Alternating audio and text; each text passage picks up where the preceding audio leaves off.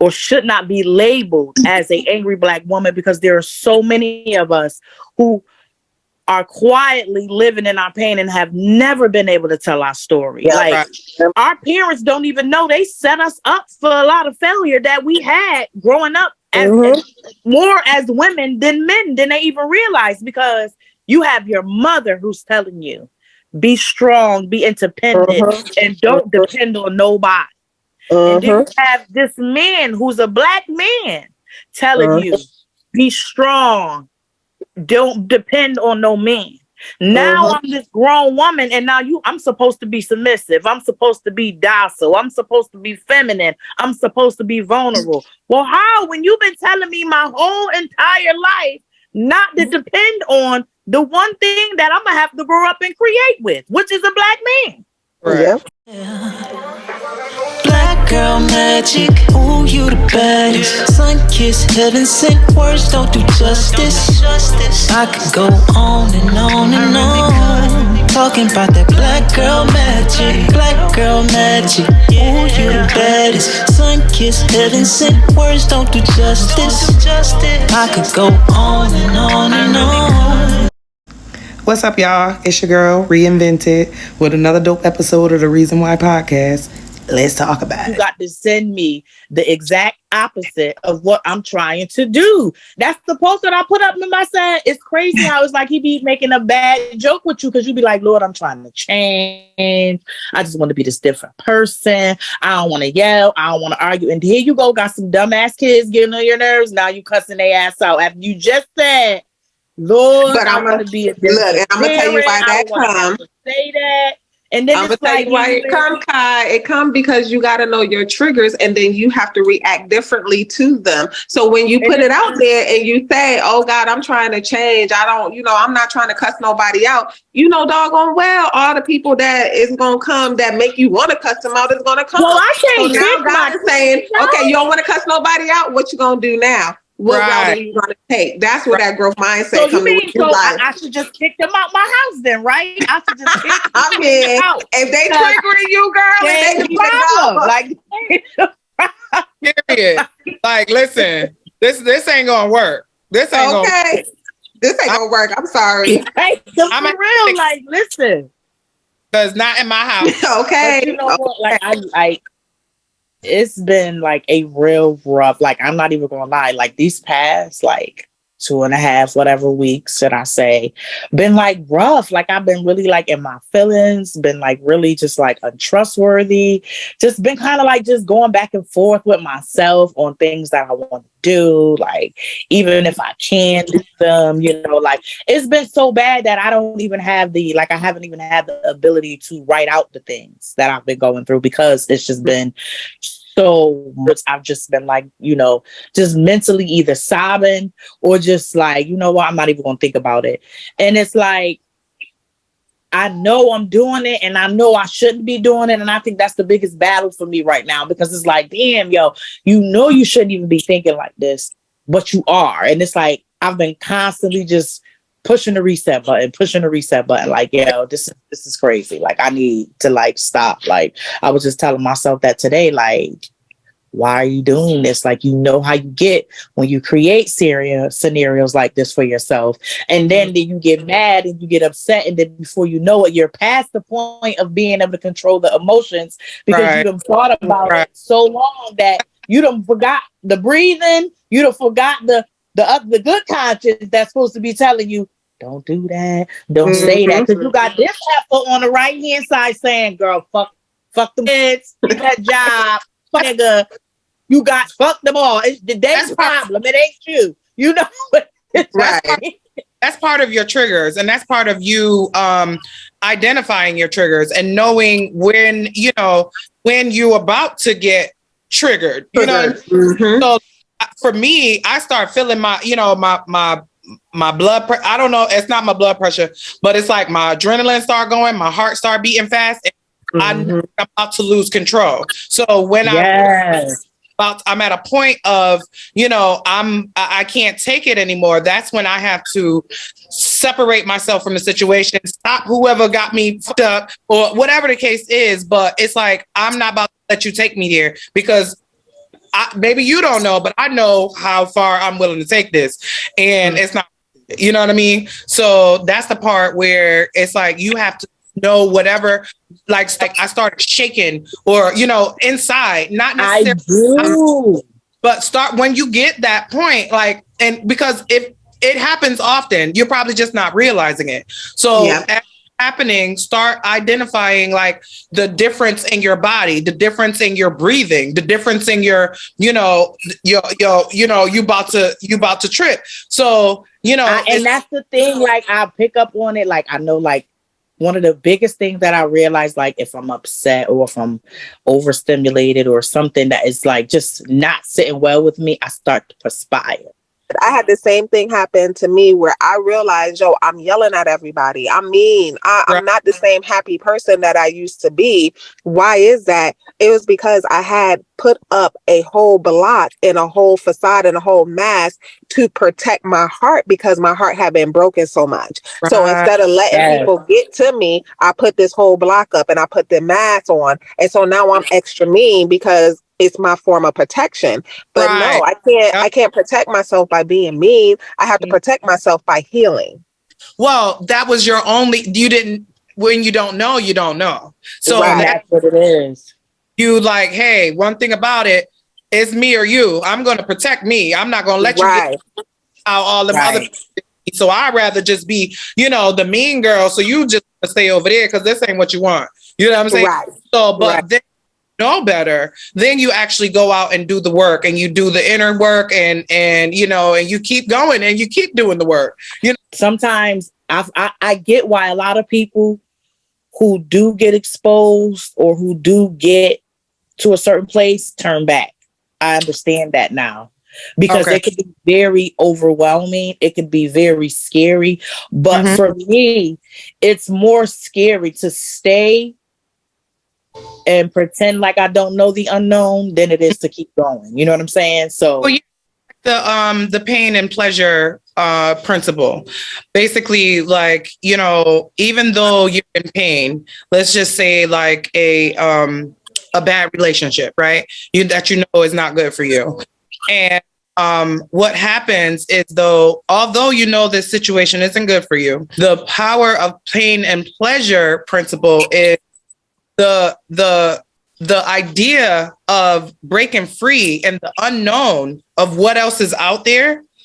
It then becomes more painful than the situation that you're in, because you don't know what to expect. You don't know so now it's like, oh, well, the situation that I'm in, even though it's not good for me, even though it's unhealthy and we're, constantly battling and it's toxic, at least I know what that toxic is. I don't know what the unknown is, whether I'm going to be lonely or if I'm going to meet someone that's worse than this. So that's how people stay, because it's like, to change, yeah, you got to get uncomfortable. And it's a feeling that you're not used to. You don't that know is what. true. It's So, true. My problem now, I'm going through the uncomfortable zone where it's like trying to be comfortable with being uncomfortable, basically. Like trying to get to the place where it's like, okay, this is what you have to go through in order to, get to where you want to be, addressing the problems, right. addressing and So that, getting in tune with yourself and getting in tune with the things that trigger you and make you happy, or even just being okay with having space and not having to put anything in it or do anything with it. Like that's been my biggest issue too, like having time and trying to tell myself, no, you're not bored, you just have some time right now that you need to be using for something. And maybe you don't need to use it for anything, maybe you just let it be for what it is, Mhm. instead of trying to fill the void, because that's been something that I haven't dealt with head on. It's like, but now I know that I've always tried to fill voids, Okay. like to avoid having to think about stuff. I'll go to a friend house or make a phone call or do something. Like I need something to be put in that place so I don't have to think about it. Right. Now, instead of me doing that, I'm sitting in that space sometimes where I'm irritable and I'm upset and I don't know why, but I'm sitting there now in it and saying, okay, it's something going on or something that happened, why you feel the need to want to fill the space anytime you have any, so. You're trying to distract yourself from Right. reality. And the thing is, you got to think of all the years that you've been in that space that created the chaos. So that space becomes your norm.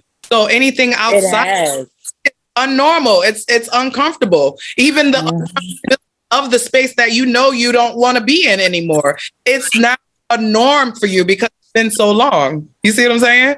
So right, it is.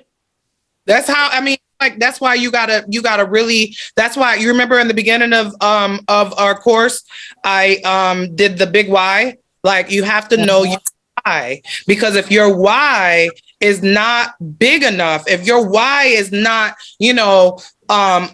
more important than anything, then you're gonna go back to where you initially started. Remember what I said? Right.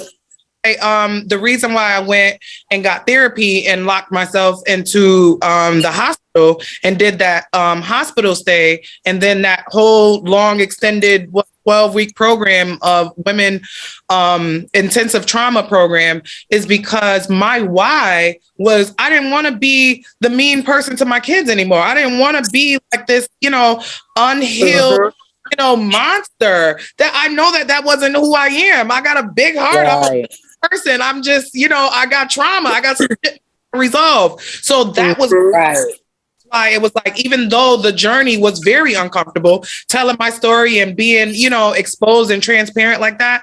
But it was still, my why was way more important than anything else. And that's why I stayed on the journey. So the biggest issue is finding that why. And I do not like having the heart that I have. I will say that there are times that I do not like the love that I overly give. Yeah. Because it could be a very dangerous space for me, because I don't know how to give up on people. I don't know how to be with people. I don't know how to unlove people. I don't know how to unlove people. And I could tell people now to this day, if I loved you and you wronged me, 9 out of 10, I never stopped loving you. I just stopped showing that. Right. But I've never been the type of person that could just throw anybody away. You have to literally do something to make me give up on you. And that's just the way I am. And sometimes it bothers me because I don't want to be that vessel for people sometimes. Sometimes I don't want to be that strong person for people sometimes, because I feel like people look at me and think, oh, well, you're just the strong person that I've been through everything else. And it's like, no, bitch, I'm winging it too. It's just I'm doing it a little bit different from you. You know what I'm saying? And that should be mad, because it's like, no, like, you don't even know. Like, dude up there be, I'll be ready to jump off the cliff, and he be, no, bring your ass back up here. No, we're not doing that. Like, we in this. So it's like, I'm trying to accept. I'm in an accepting role part of myself, but I'm trying to. It's the accountability for me right now. Like, it's the constant. And I think that's the thing that scares a lot of people, because once you start taking accountability, there's no more hiding from that shit no more. Now it's like that's it. Like this. It's no more hiding from that shit. Like, you gotta stand in that shit. Stick in it. It's like you have to be intimate with it in a way. Yeah. And it's like, dang. And in those moments, you don't always have somebody around to give you the grace that you need to be giving yourself. So it's like, now you got to learn how to be gentle and give yourself grace when you get those pivotal moments. Like, damn, okay, I got to fix that, because that's not good. You know what I'm saying? So that, to me now, like, constant taking accountability. And there's so much stuff going around me, and people not even knowing that. And it's conversations that I'm having. In the midst of them conversation, I'm thinking like, damn, I shouldn't have said that. Maybe I should say it this way. Or,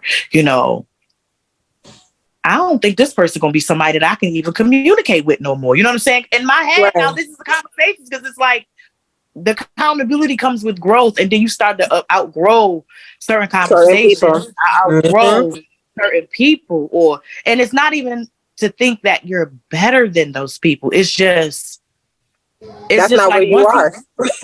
Right. Yes. It's like, once you mentally start to get into your calling, or you get into you supposed to be. It's like becoming undone, I guess, kind of like you're being. It's kind of like you're kind of stepping into who you were meant to be at the same time, and it's like Right. it's difficult when you don't have a circle of people who can understand that. So my goal and my prayer a lot lately has been, I'm not saying I don't want to be around the people that I'm around, but I'm open to the people that's meant to come into my life to to learn from, to be different from, to show you around. Because Right. sometimes you be like, sometimes you be too spiritual sometimes for people, or you be too in tune sometimes with people, and it's like It's not even certain that. conversations you can't have. It's not even that. It's like they're not your tribe. As soon as people find out, one That's that you it. they show you who they are, and that or you doing too much, or you bragging too much, or you changed, and you think you are, and you trying to act like you.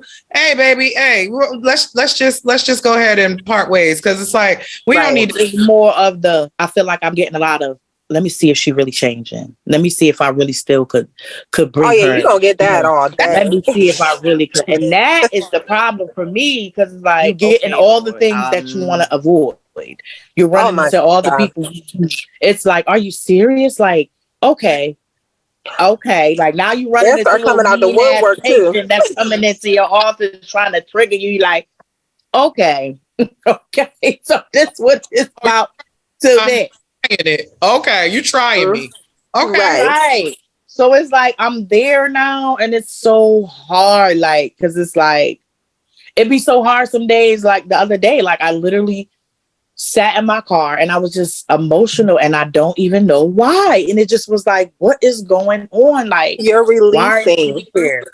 You're What are releasing you going through?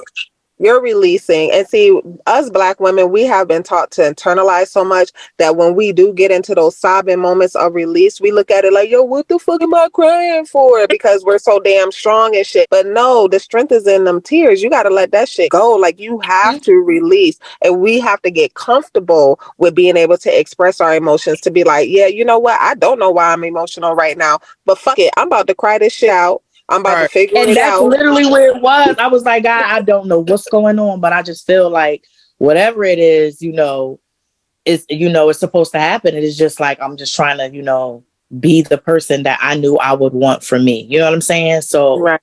You're meeting being your the higher person, self. right, being the person I should have been for myself, a long time ago. Because it's like, just the way I think, just the things that I desire to have, it's that was even like a mindset, like, just sometimes saying, God, I just want to be okay. And it's just like, no, I don't just want to be okay. I actually want to be great. You know what I'm saying? And it's like, Mhm. I'm allowing myself to see myself in different places, in different areas. Like, I can have that, or I can do that. At one point in time, I, didn't even think there were certain things that I could do or be, or certain rooms that I should even be trying to get in. You know what I'm saying? And it's like, it's kind of like minimizing the power that you have before it even happens. They're called. So, It's called limiting beliefs. You're limiting yourself. Mhm. You're thinking that you're not worthy of it, or that basically. Mhm. you don't deserve that. I fucking deserve that. What do you mean? I'm coming to Right. get that was taken from me and that I deserve. I'm coming through. That's what you need That's to tell me. Right. All the way And through. right. that's the part All of, that I think I'm going dealing with too, like telling myself it's okay to say you deserve that. You know what I'm saying? Because I don't want to feel like, Mhm. Yeah, you like, absolutely deserve that. Because what you're doing is you're self-sabotaging yourself. Mhm. Every single time right. that thought pattern come, you're sabotaging what's up for you in the future because you're too busy Mhm. handcuffing yourself on what you can't do. You got to unhandcuff yourself, honey. You can do it. You will do it, and it's going to happen. Like, you Yeah. have to Right. get into that mindset. And anytime those thoughts come up, then you got to think the opposite of it. You have Right. to, because your And that's the words is thing. Like, magic. yes. And that's No, the thing. I be trying to tell myself all For the time, real. like, don't, don't do that. Like, don't, create things that's not even there. Don't dwell on Hmm. things that you can't change, that happened, like just like a week and a half ago, I was telling my therapist, like, I've just realized, like I told her, that I have been like somewhat like a people pleaser.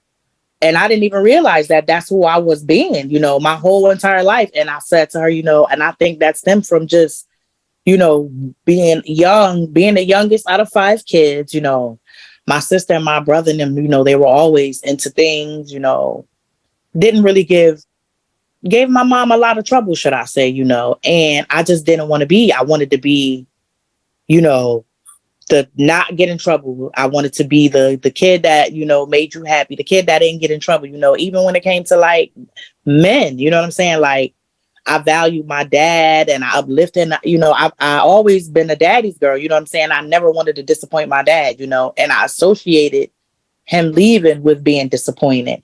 So it's like the grown me now is like in relationships and don't want to disappoint. Even when it was uncomfortable, I don't want to be a disappointment. I want you to, see me as, this person that you need that can fulfill and bring. And I had to realize like, dad, like I don't have to be like that. You know what I'm saying? Like I can just be okay with just being my authentic self. There you And, go. They love and, you. and if they don't love me just because of that, then, maybe it's not me who's the problem. It's them who's the problem. You know what I'm saying? Exactly. So it's like now I be like, man, fuck that. I'm not over pleasing like because I know I've always been a genuine person. You know what I'm saying? So it's like, and people who don't ain't used to that, or people who, people take advantage of that type of shit. You know what I'm saying? So it's like now, I'm not mean with it, but it's like I'm aware of that shit now. So it's like now I be having to make sure I check myself now more, because it's like, no, you don't got to do that. Like, no, I don't want to do that. Or I'm not feeling that. You know what I'm saying? Like, oh, I don't like that. But then I also know, like, I'm coming from a place where I've been through a lot of traumatic things before. So it's like I try not to let the trauma lead as much. And that has been really difficult. Like, that has been very, very difficult, because sometimes I don't realize that it's the trauma that's responding to something that may not necessarily be that situation. Like just because it happened that time don't mean that that's what it is. But quickly remember that old trauma and then that new situation that happened, and then I'll quickly attach it and be like, nah, some shit ain't right. And then next thing you know, I'm created a whole movie in a scenario, and now it ain't even that. Now I gotta calm myself down. No, honestly, out the ledge. Trauma works similar like muscle memory and cell memory. Like fat cells, how you get fat and then, trying to get it stretched out your damn skin and all of that shit. You're going to remember it. You're going to heal from all of that, but like it's still going to be there. Those symptoms, those triggers, those identifiers, all of those things are going to be there. That's why I was saying you have to then now recognize what's going on with you. When you start feeling that thing, identify, hey, something is up with here. Hey, you keep disrupting my peace. There's something in me that's uneasy around you. You know what I mean? Right. Trying to find out who you even want to be around, who needs to, hey, we got to just go and separate, because I'm not willing to keep going through this. You know what I mean? That when you release that stress hormone into your system, all of that stuff, like I put a post out about this a couple of weeks ago. Like there are people that are actually addicted to that stress hormone, that cortisol releases in your system, and then so they actually start trouble and they start trauma just so that can pump up into them, because they like the way the endorphins release. But it's like a real thing. So when you see like that, you have to like know who to be around and what's healthy for you. When they say I be around nobody that don't serve me, hey, like that's a real thing. Like that's a real thing. Let it go. And it's true. Yeah, it's true. Like for real. See, we be so afraid because we don't want to hurt nobody's feelings to cut them off and shit. I choose me. So if I'm choosing me, it's deuces to you. I gotta get those scissors. And 9 times out of 10, you done already handed them to me, and I'm the one that's choosing not to use them. Right. I do know a lot of my stuff is stuff that I know I have to work on internally. My biggest thing that I'm trying to keep intact is not pouring that out onto people. You know what I'm saying? Not trying to Right. bleed on people that didn't have anything Right. to do with it. You know what I'm Right. saying? Especially my Mhm. kids, you know, and just Definitely. trying to balance out, you know, my life and the things that I'm doing. You know what I'm saying? Like, you know, I'm Right. just, my biggest thing has just been like, my purpose of what I want to do, where I want to be. And, drowning out the noise of the outside and just being able to really like lean in and really like become in tune with me more, should I say, because I have Right. been in tune, but I feel like being in tune with me more Right. and, understanding, where I want to place my feet and where they at. Because it's just like, I don't know. I just be saying, God, I'm supposed to I know I'm supposed to help people. I know I'm supposed to be somewhere where I just know at these these places where I'm at, it ain't. But then again, you don't know because sometimes you just don't know. Sometimes you're there for whatever particular reason you are. Just like you were saying at it and complaining. Now more, I say, God, for whatever reason you got me here. Yeah. Right. And I don't know what it is, but I want to be able to see it. I want to be able to hear you. I don't want to hear myself, and if I'm supposed to get something out of something somebody's telling me, or if I'm supposed to get a lesson out of something that's going on, I don't want to hear that person necessarily. I want to hear you because I know if I hear him, then I won't take offense to it as opposed to hearing it from that person. You know what I'm saying? Like I want to make sure that when all the information that I'm receiving to better myself, that I'm receiving it out of love and not Right. receiving it out of an attack because you know what I'm saying? Like I be like, who the fuck up? Like, who Yeah. you talking to? Right. Like bitch, I'm perfect. You know what I'm saying? Like it was so funny. I remember I told you my nephew, he was just reminding me of a conversation that happened. And he was like, they wanted to talk to me about something. And this was some years ago, but he was saying that, him and my cousin had to retract and they thought about it like, nah, we're not gonna say nothing because we might have to fight this bitch because she gonna come hard. Like she not going and when he said it to me, I died laughing because it was like, damn, you really was that though. Like, and I would have like that space I was in then. I would have cussed y'all out, Mm-hmm. and I wouldn't have cared nothing about it because Right. that's the type of mindset that I had. Like, I had to make sure I was going to eat your ass up. Right. Period. And then after that, I didn't even hear like what you were saying. Like, even if you were saying anything, I didn't hear it. I was numb because I got everything out that I needed to say. So I didn't Mm-hmm. even care what you said. Mm-hmm. You know what I'm saying? Like it didn't even affect me. It didn't I prick basically me, killed pierce you. me, nothing. I killed you in my head. Like I stop. did. Okay. Like you died already. Murdered Like you. Good. Straight Good. murdered you.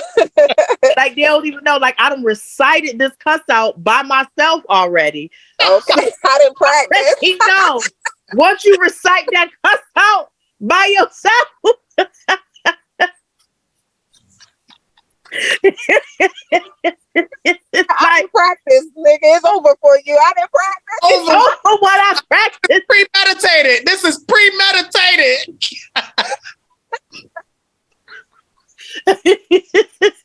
It's like once I dog you out in my car by myself, oh, you finna get it, and then Oh, that's that's it. it. Like, Oh, shoot. so it's like just hearing that, it makes me laugh. But I'm so thankful though that I'm not there anymore. Like Yes. I'm so thankful that I am at a place where I can actually internalize constructive criticism and not feel the need to want to go off on people like I used to. Because it's like I said, I wasn't hearing that, but now, and don't get me wrong, it's still a little bit painful in my soul sometimes when I gotta be like, well, you right. I was wrong. Yeah. Oh, shit. I was wrong. Let me tell you how I do it. So because I have that same thing. And I remember when I was younger, I remember my mom always telling me, like, stop and listen, and listen to the message, listen to the messenger, analyze the thing pop off. Because I used to be one of them hotheads. I was a rah-rah chick, like, oh, you said what? I won't even let you finish your sentence before I'm on you. I am on you, bro. No. So what my mother did, she gave me this example of like, let's just say like she was gonna, so she would start off like, you know what?